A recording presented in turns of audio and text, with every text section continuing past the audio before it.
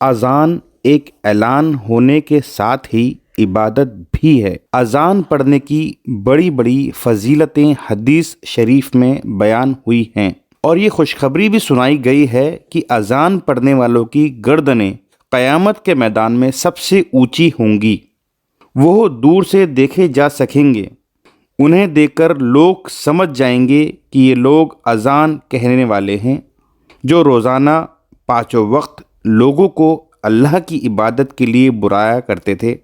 اذان ایک اعلان ہے کہ جس میں مؤذن اللہ کی کبریائی کا اعلان کرتا ہے اور حضرت محمد مصطفیٰ صلی اللہ علیہ وسلم کی رسالت کی گواہی دیتا ہے اور اعلان کرتا ہے، اور پھر لوگوں کو نماز اور کامیابی کے لیے بلاتا ہے۔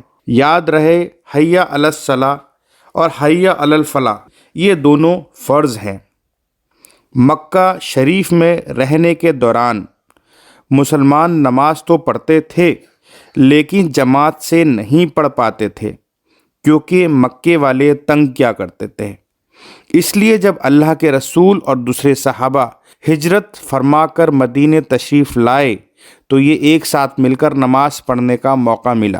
پھر ضرورت محسوس ہوئی کہ سب کو ایک مقرر وقت پر نماز کے لیے جمع کیسے کیا جائے۔ اس سلسلے میں الگ الگ سجھاؤ سامنے آئے، اور آخر میں یہی کلمات طے پائے جو آج اذان میں پڑھے جاتے ہیں۔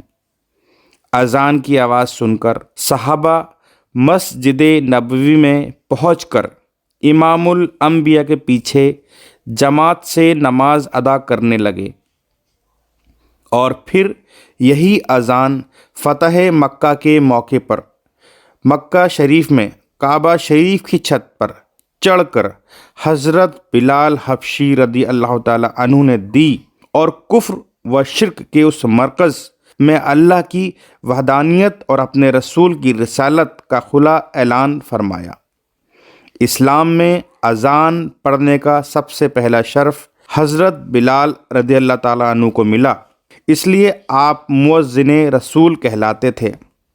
اذان کی دلکش اور دل نشین آواز و اعلان نے سارے مسلمانوں کو اسلامی وحدت کا جام پلا کر بھائی بھائی بنا دیا۔ اس کی برکت سے لوگ ایک دوسرے کے قریب آئے اور ایک دوسرے کے حالات سے باخبر ہوئے، اور ضرورت مندوں کی مدد کرنے کے لیے ان کے مسیحا ثابت ہوئے۔ اس سلسلے میں مدینے کے مسلمانوں نے، جنہیں انصار کہا جاتا ہے، بڑی بڑی قربانیاں دیں۔ مکہ سے اپنا گھر بار اور کاروبار، یہاں تک کہ بیوی بچوں کو چھوڑ کر مدینہ آ جانے والے مہاجروں کو اللہ کے رسول نے انصار کا بھائی بنا دیا۔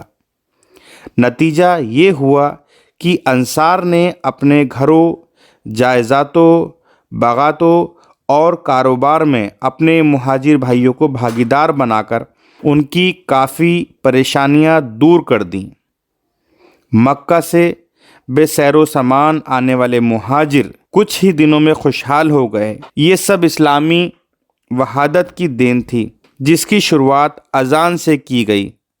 اگر آج ہم بھی اذان کی آواز پر لبیک کہتے ہوئے روزانہ پانچوں وقت مسجد میں حاضر ہو کر جماعت سے نماز ادا کرنے کے پابند ہو جائیں، تو آج بھی اسلامی وحدت اور آپسی محبت، بھائی چارہ، ہمدردی، غم گساری کا ماحول پیدا ہو سکتا ہے۔ لیکن ہائے افسوس، آج ہمارے کانوں پر اذان کا کوئی اثر نہیں ہو رہا ہے۔ ہمارے دل و دماغ پر غفلت و گمراہی کے پردے پڑ چکے ہیں۔ اللہ کے منادی کی آواز سن کر بھی ہم مسجد کی سیڑھیاں چڑھنے کی ہمت نہیں کر پاتے، یہاں تک کہ آس پاس بیٹھ کر اپنا قیمتی وقت گوا دیتے ہیں۔ یہی وجہ ہے کہ آج ہمارے اندر آپسی بھائی چارہ اور ہمدردی کا جذبہ ختم ہوتا جا رہا ہے۔ یہ سب دین سے غفلت اور دوری کا نتیجہ ہے۔